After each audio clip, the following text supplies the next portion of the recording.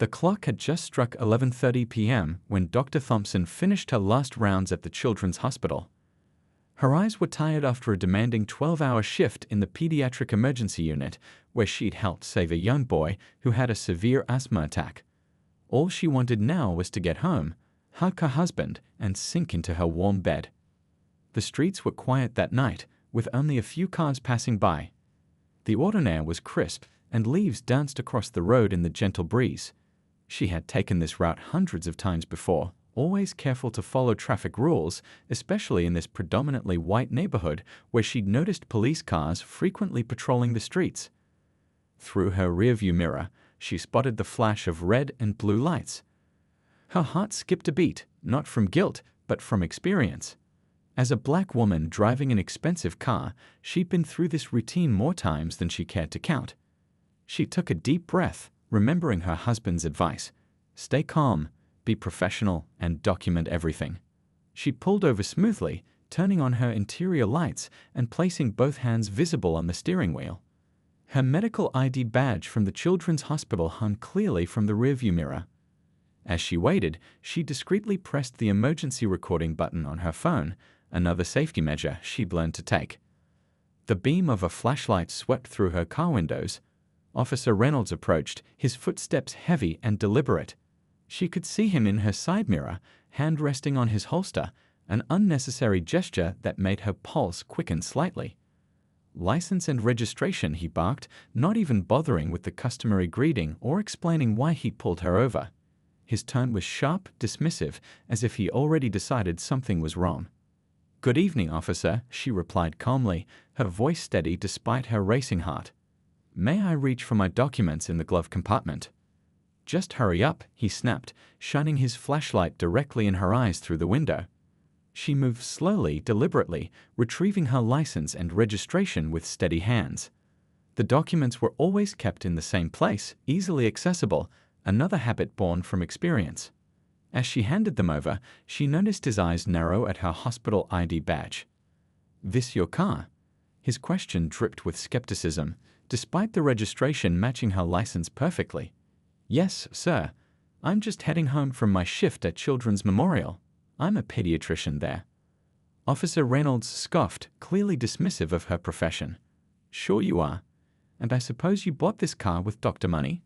His words were thick with sarcasm and something darker, more malevolent.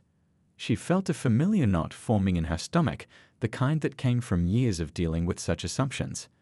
But her voice remained professional, her demeanor calm. "Yes, sir. I've been practicing medicine for 8 years now. Is there a specific reason why I was pulled over tonight?" The officer's face hardened. "You were swerving," he claimed, though they both knew it wasn't true. Her driving had been perfect. It had to be, especially on this route. "I don't believe I was swerving, officer," she responded quietly but firmly. "I've been very careful with my driving, especially after a long shift at the hospital." His expression darkened further. "Step out of the vehicle," he commanded, his hand tightening on his holster. At that moment, she noticed another car slowing down across the street. The driver had their phone out, likely recording, a small comfort in an increasingly tense situation. She also knew her own phone was still recording, capturing every word of this interaction. As she prepared to carefully exit her vehicle, she sent a quick emergency text, a pre-written message with her location, to her husband. She knew he would understand immediately what was happening. As an FBI agent specializing in civil rights violations, he had seen too many similar situations escalate dangerously. The air felt colder now as she placed her hand on the door handle, her medical degree and years of professional experience meaning nothing in this moment. She was about to step into a situation where she was just another black person being profiled by a cop who'd already decided her guilt. But she knew she wasn't alone. Help was already on the way, and every second of this encounter was being documented. This was supposed to be a simple drive home after saving lives. Instead, it was becoming another example of the battles some people face just trying to exist in their own community. But unlike many others in her situation, she had resources, knowledge, and backup on the way. The officer didn't know it yet, but his actions tonight would have consequences far beyond this traffic stop. The night air bit at her skin as she carefully stepped out of her car, her doctor's coat offering little protection against the autumn chill. Officer Reynolds stood uncomfortably close, his presence intimidating despite her professional composure. The street lamp cast harsh shadows across his face, highlighting the stern lines around his mouth and the cold look in his eyes. "Stand over here," he commanded, pointing to the space between her car and his patrol vehicle. Her heels clicked softly against the pavement as she complied, maintaining a dignified posture despite the humiliation of being displayed like this on a public street. More cars were slowing down now, their headlights illuminating the scene like an unwanted spotlight. "Ma'am, you need to explain how someone like you affords a car like this," Officer Reynolds demanded, his tone dripping with unmasked prejudice. The words "someone like you" hung heavy in the air, their meaning crystal clear. She took a steady breath before responding, her voice clear and professional. "Officer, I'm a pediatric physician at Children's Memorial Hospital. I was just finishing my shift treating sick children. My credentials are clearly displayed, and my registration matches my license. Is there something specific about my driving that concerned you?" His face twisted with irritation at her composed response. "Don't get smart with me," he snapped, taking a step closer. "I've dealt with plenty of people trying to play doctor." Just then, another patrol car pulled up, its lights spinning silently. 2 more officers stepped out, approaching with casual indifference. The doctor felt a mix of relief and anxiety. More witnesses, but would they help or simply stand by? "Everything okay here?" one of the new officers asked, directing his question to Reynolds rather than her. "Just conducting an investigation," Reynolds replied, his voice taking on an official tone that hadn't been present before. The subject was driving erratically and is being uncooperative. The doctor's heart raced at the blatant lie, but she kept her voice steady. "Officer, I respectfully disagree. I've been recording this interaction and I'd like to speak with a supervisor." Reynolds' face flushed red. "Recording? Hand over your phone. That's evidence now." He reached toward her, but she took a careful step back. "Sir, I have the right to record this interaction. It's protected under federal law," she stated firmly, thanking her husband silently for teaching her exactly what to say in these situations. The newcomer officers exchanged glances, suddenly looking less comfortable with the situation. More cars had stopped now. At least 3 different people were openly recording with their phones, their screens glowing in the darkness. A small crowd was gathering on the sidewalk, maintaining their distance but watching intently. The doctor could hear murmured conversations and the distinct sound of someone making a phone call. "I'm going to search your vehicle," Reynolds announced, clearly frustrated by her composed resistance. "I smell something suspicious." "Officer, I do not consent to a search of my vehicle," she replied clearly, making sure her voice was picked up by all the recording devices present. "There is nothing suspicious in my car, and you have no probable cause.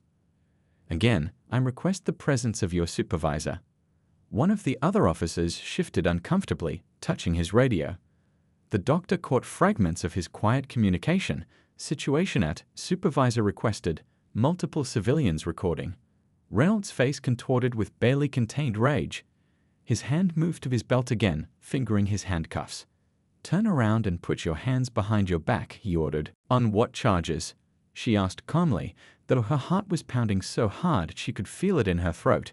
She kept her hands visible at her sides, aware of how crucial these next few moments could be. "Resisting an officer and suspicious behavior," he spat out, reaching for her arm. The crowd on the sidewalk grew more vocal. Someone shouted, "Leave her alone." Another voice called out, "We're all recording this." The other officers looked increasingly uneasy, probably realizing this situation was spiraling into something that would end up on the news. Just then, multiple phones in the crowd lit up with notification lights. Social media was already doing its work. The incident was being streamed live, shared, spreading across the internet like wildfire. The doctor knew her husband would be seeing this too, if he wasn't already on his way. She stood her ground, keeping her voice clear and controlled. "Officer Reynolds, I am a medical professional returning from saving lives at our children's hospital. I have broken no laws. Every second of this interaction is being recorded from multiple angles. I am formally requesting your supervisor's presence, and I am informing you that I will be filing a complaint about this harassment."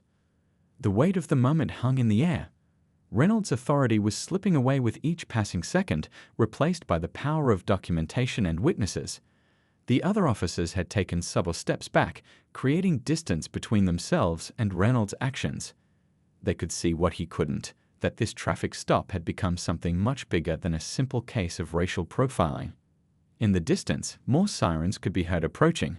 The doctor allowed herself a small breath of relief, knowing that help was coming.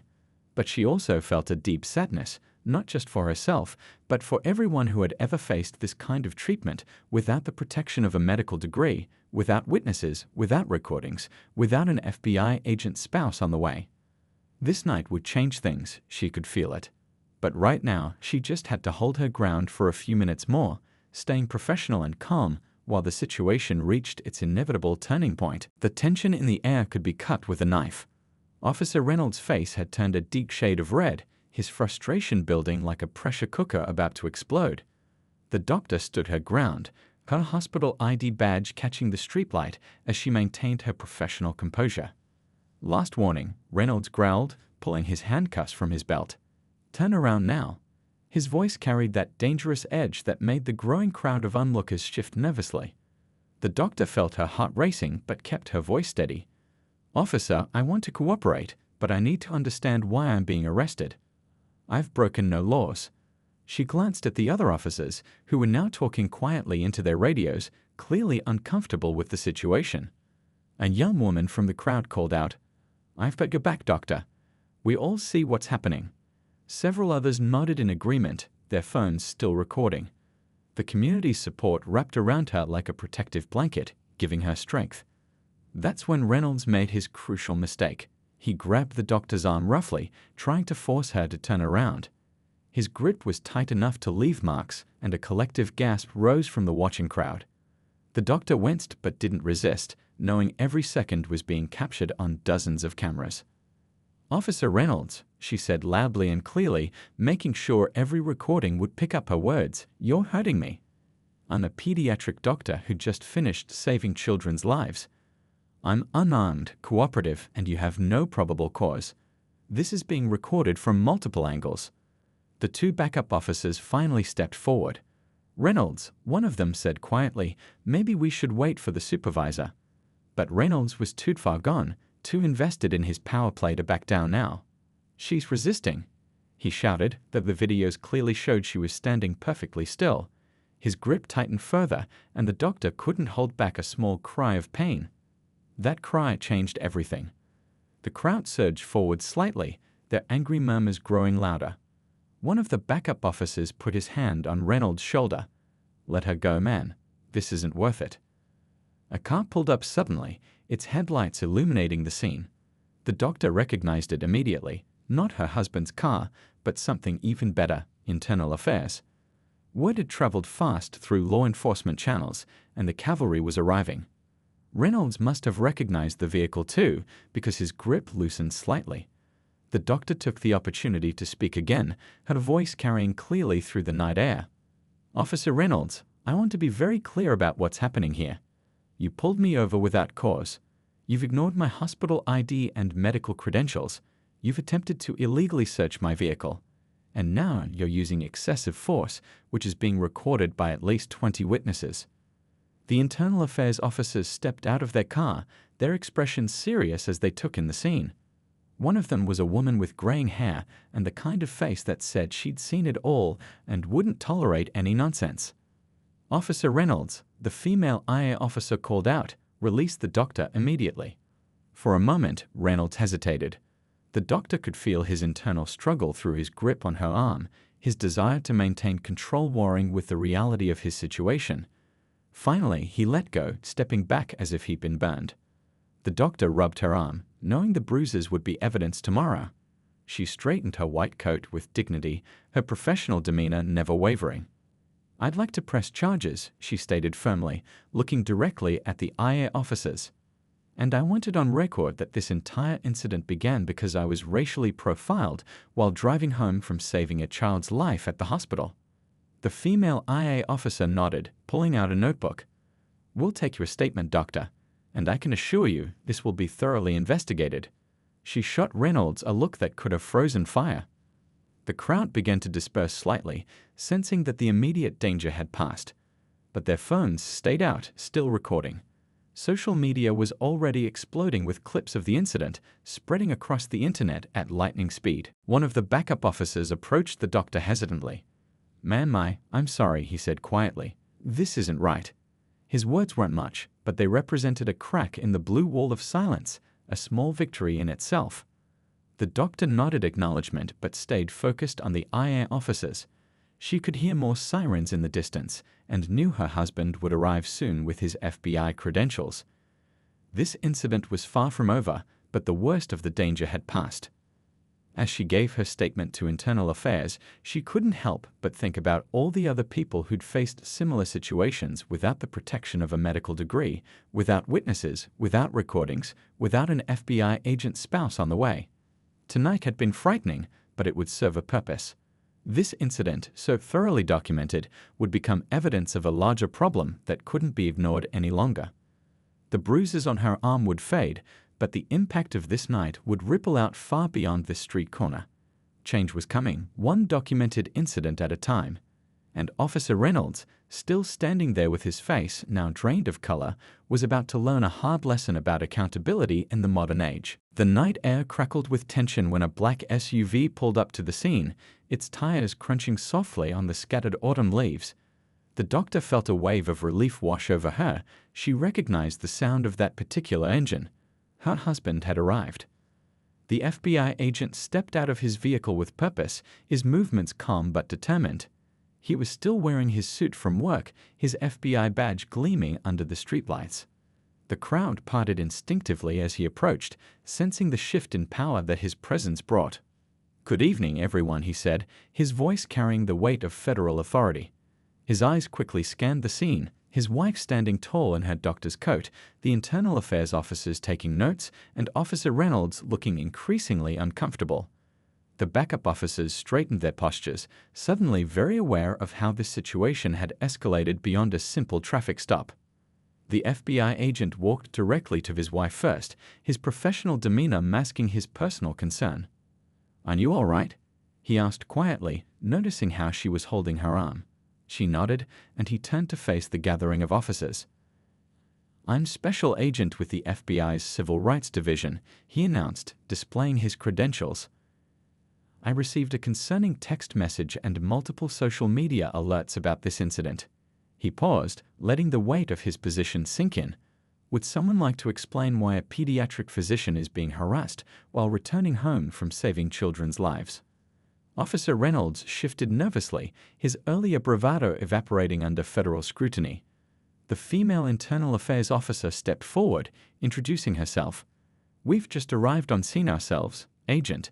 We're gathering statements and evidence." The FBI agent nodded, his expression grave. "I appreciate Internal Affairs' quick response. I should inform everyone present that this incident has already gone viral. My office is receiving calls from multiple news outlets, and the hospital board is preparing a statement." He turned to address Officer Reynolds directly. "Officer, you should know that my division has been monitoring complaints about traffic stops in this area for the past 6 months. This incident will be added to our ongoing investigation." The color drained from Reynolds' face. One traffic stop had just connected to a much larger federal investigation, and he was now at the center of it all. The crowd of onlookers had grown quieter, many still recording, but now whispering among themselves about the FBI's involvement. Some were already posting updates. "FBI Civil Rights Division is here. This is bigger than we thought." The backup officers were now eagerly sharing everything they'd witnessed with Internal Affairs, their earlier reluctance to speak replaced by a desire to distance themselves from Reynolds' actions. The thin blue line was cracking under the weight of federal oversight and public documentation. The FBI agent pulled out his phone, making several quick calls. "I need a team at this location. Yes, it's connected to our ongoing investigation. Send the digital forensics unit as well." He turned to the crowd. "If anyone has footage of this incident, we'd appreciate you sharing it with our office. Your cooperation will be noted." Dozens of hands went up, people eager to help. A young college student stepped forward. "Sir, I've been live streaming the whole thing. I can send you the link right now." Others followed suit, offering their recordings and contact information to the internal affairs officers. The doctor watched this transformation with a mixture of relief and sadness. Her husband's presence had changed everything, but she couldn't help thinking about all the similar incidents that happened without an FBI agent arriving to help. She approached her husband, speaking quietly. "We need to make this count," she said, "not just for me, but for everyone who's been through this without backup arriving." He squeezed her hand gently. "It will. This is exactly the kind of evidence we've been looking for. One incident, thoroughly documented, can change an entire system." As if to prove his point, more official vehicles were arriving, the police chief's car, more internal affairs officers, and an FBI evidence collection team. The small traffic stop had become a full-blown federal civil rights investigation. Officer Reynolds stood alone now, watching his colleagues eagerly cooperate with federal investigators. His face showed the slow realization that his actions tonight would have consequences far beyond anything he imagined when he decided to pull over a black doctor in an expensive car. The FBI agent addressed the growing number of law enforcement officials. "This stops tonight," he said firmly. "We're going to review every traffic stop, every complaint, every incident report. No more profiles, no more harassment, no more abuse of power. The culture changes now." His words carried across the crowd, captured on dozens of phones, soon to be shared thousands of times. This wasn't just about one traffic stop anymore. It was about systematic change, accountability, and the power of documentation in the modern age. The doctor felt the weight of the moment. Her frightening experience would become a catalyst for change. As she watched her husband coordinate with internal affairs and the evidence collection team, she knew that this night would mark a turning point, not just for their community, but for communities across the country facing similar challenges. The autumn wind rustled through the trees, carrying away the last remnants of fear and replacing it with determination. Change was coming, one documented incident at a time, and tonight's events would help make sure it arrived a little bit faster. Dawn was breaking over the police station, painting the sky in soft pinks and oranges. The events of the night had set in motion a chain reaction that nobody could have predicted when that first police light flashed in the doctor's rearview mirror. Inside the station's conference room, the atmosphere was tense. The police chief sat at the head of the table, his face grave as he reviewed the footage from multiple angles. The doctor's husband, still in his FBI suit from the night before, stood by the wall, watching the chief's reactions carefully. "This is inexcusable," the chief finally said, pushing back from the computer screen. He looked older than he had just hours ago, the weight of the situation evident in the new lines on his face. "The footage is overwhelming. Multiple camera angles, clear audio, dozens of witnesses." The Internal Affairs Commander, a seasoned officer with steel-gray hair, nodded. "Social media engagement has reached over 2 million views. We're getting calls from news outlets across the country. This isn't going away." In another room, the doctor was giving her official statement. Her white coat was slightly wrinkled from the long night, but her dignity remained intact. The bruises on her arm had darkened, and a police photographer carefully documented them. Her voice remained steady as she recounted the events, the recording device catching every word. "I want to be clear about something," she said, looking directly at the internal affairs officers. "This isn't just about me. I'm lucky. I have resources, education, connections. But what about everyone else who goes through this without those privileges?"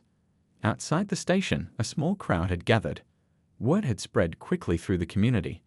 Local news vans were parked across the street, their reporters doing live morning broadcasts. In a shocking turn of events, what began as a routine traffic stop has evolved into a federal civil rights investigation. Back in the conference room, the FBI agent was laying out the broader investigation. "We've been tracking a pattern of similar incidents in this department for months. Officer Reynolds isn't an isolated case. He's a symptom of a deeper problem." The police chief wiped his face with his hand. "What do you need from us?" "Full cooperation," the FBI agent replied firmly. "Access to all records, body camera footage, complaint files. We're going to review every traffic stop, every interaction, every complaint for the past 3 years. This department needs a complete overhaul. In the station's break room, officers gathered in small groups, talking in hushed tones.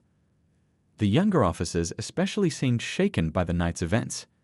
"Did you see how fast it all went viral?" one whispered. "My cousin in California called. She saw the footage before I even knew what happened." The doctor's phone hadn't stopped buzzing. Messages poured in from colleagues at the hospital, from community members, from other doctors who'd faced similar situations. The hospital board had released a strong statement of support.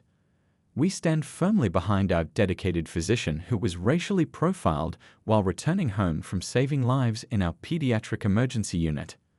Officer Reynolds sat alone in an interview room, his uniform no longer carrying the same authority it had just hours ago.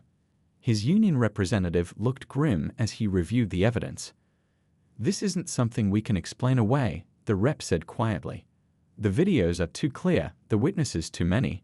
You need to start thinking about cooperation." The FBI agent's team had taken over a section of the station, setting up computers and organizing evidence. Digital forensics experts were analyzing social media spread patterns, tracking how the incident had gone viral so quickly. Civil rights attorneys were reviewing similar cases, building connections to established patterns of behavior. The doctor stepped out of her interview, exhausted but determined. Her husband met her in the hallway, his face softening as he saw her. "How are you holding up?"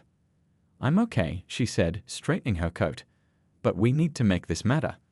All those people who sent messages, who shared their stories, they're counting on this leading to real change." Through the station windows, they could see more people gathering outside. Community leaders had arrived, speaking with reporters. Signs were appearing: "Support our doctor and stop police harassment," and "Change starts now." The police chief approached them, his face serious but sincere. "Doctor, I want you to know, this ends today. We're implementing immediate changes in training, supervision, and accountability. Your experience, it's going to transform this department." She nodded, but her expression remained firm. "Actions will speak louder than words, Chief. We'll be watching." The sun was fully up now, casting long shadows through the station windows. Officers changed shifts, word spreading through the ranks about the night's events. The old guard looked nervous, while younger officers seemed almost relieved, as if a bubble of denial had finally burst, making way for necessary change. The doctor and her husband finally headed home, exhausted but knowing their work was just beginning. This wasn't just about one traffic stop anymore. It had become a catalyst for transformation, a moment when documentation, determination, and the right connections combined to force long overdue change. As they walked to their car, a young officer stopped them. "Doctor," he said hesitantly, "thank you. What happened to you was wrong, but maybe it needed to happen. Maybe this is how we finally fix things." She looked at him thoughtfully. "Keep that attitude," she said. "Change happens one person at a time, one decision at a time.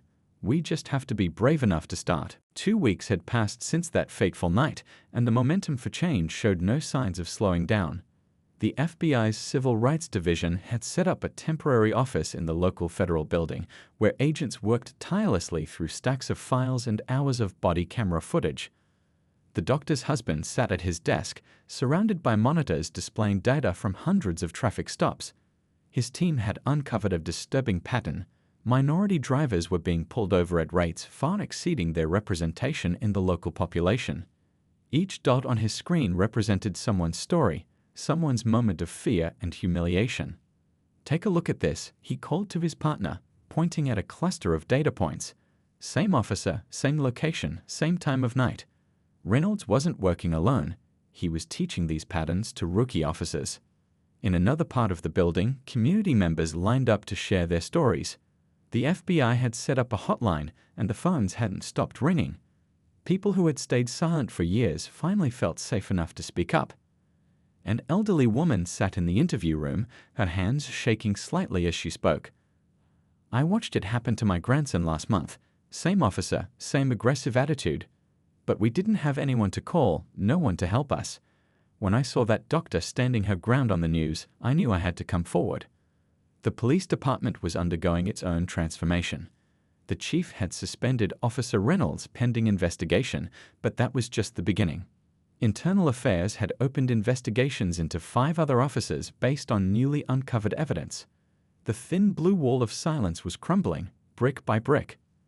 At the hospital, the doctor had returned to work, her story inspiring others to speak up. During a staff meeting, a young resident shared his own experience. "I was afraid to report it," he admitted. "I thought it would hurt my career. But seeing how you handled it, how you stood up with dignity, it gave me courage." The local news couldn't get enough of the story. A reporter sat in the hospital cafeteria, interviewing staff members about changes they'd noticed in police behavior since the incident. "They're more professional now," one nurse noted. "When they bring in patients, there's a different attitude. They know they're being watched." Back at the FBI office, the doctor's husband reviewed security camera footage from local businesses near common traffic stop locations. The evidence was damning. Officers following specific cars, targeting drivers based on appearance rather than behavior. Each video added another piece to the puzzle. "We've got enough for a full federal investigation," he told his supervisor. "This goes beyond individual officers. The entire system needs restructuring." The police union had initially tried to defend Officer Reynolds, but as more evidence emerged, their position shifted. The union president sat across from Internal Affairs, his face grim. "We can't defend this," he admitted. "If we want to maintain public trust, we need to be part of the solution." Community meetings began filling local churches and school gymnasiums. People shared stories, offered support, and worked on solutions. The doctor attended when she could, still in her white coat after hospital shifts. Her presence reminded everyone that change was possible, that standing up with dignity could make a difference. One evening, a young officer approached her after a meeting. "I wanted you to know," he said quietly, "your case changed how we talk at the academy. They're using your video to teach us what not to do, how to check our biases, how to maintain professionalism no matter what." The investigation expanded beyond traffic stops. The FBI team discovered patterns in emergency response times, in complaint dismissals, in promotion practices. Each revelation led to more changes, more accountability, more hope for real transformation. Social media kept the story alive. Videos of the incident had been viewed millions of times, sparking similar investigations in other cities. The doctor's hashtag had become a rallying cry for change. #Dignity in the streets. The hospital board stood firmly behind their doctor. They implemented new protocols for supporting staff who experienced discrimination, offering legal resources and counseling services. Other hospitals took notice, adopting similar policies. In the FBI office, the evidence wall grew larger each day. Photos, statements, data charts, all pointing to years of systemic issues. The doctor's husband worked late into the night, knowing that each piece of evidence could help prevent another incident like what his wife experienced. "Look at these numbers," he showed his team. "Every time we announce a new finding, more people come forward. They're not afraid anymore. They know something's finally being done." The local district attorney's office joined the investigation, reviewing past cases for possible misconduct. Files that had been quickly closed were reopened, examined with fresh eyes and new evidence. Officer Reynolds sat in his lawyer's office, watching his career crumble. The evidence was overwhelming, not just from that night, but from years of similar incidents. His lawyer pushed a plea deal across the desk. "This is your best option," she said.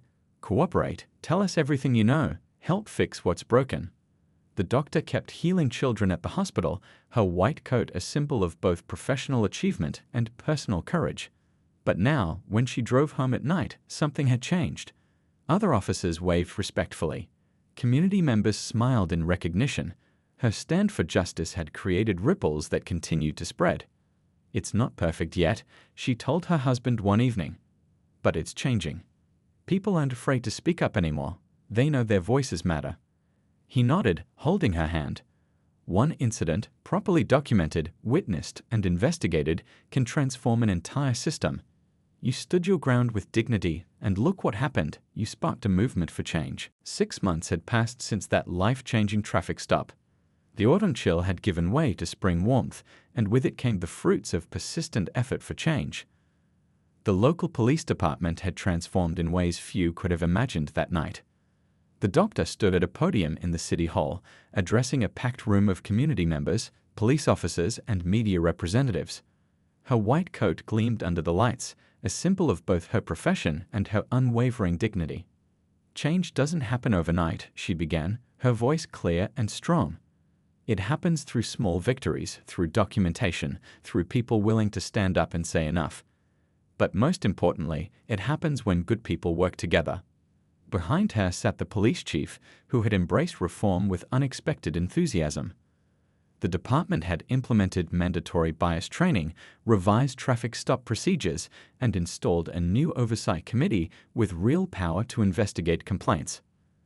The FBI investigation had concluded, resulting in significant changes. Officer Reynolds and several others had been removed from the force. More importantly, the department's entire culture had shifted. New officers were being trained differently, with a focus on community service rather than confrontation.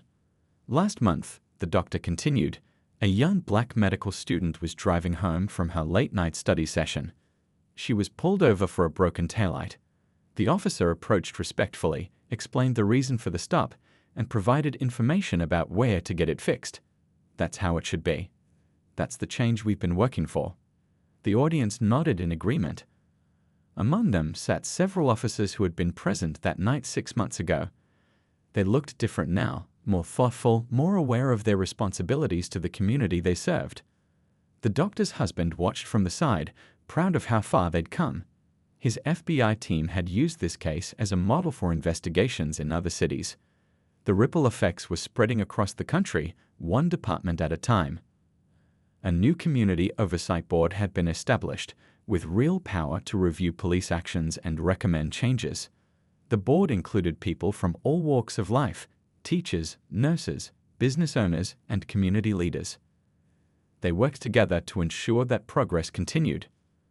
"But our work isn't finished," the doctor reminded everyone. "This is just the beginning. We've created a foundation for change, but we must build upon it. Every traffic stop, every interaction, every moment is a chance to prove that we've learned from the past." The local police academy had completely revamped its training program.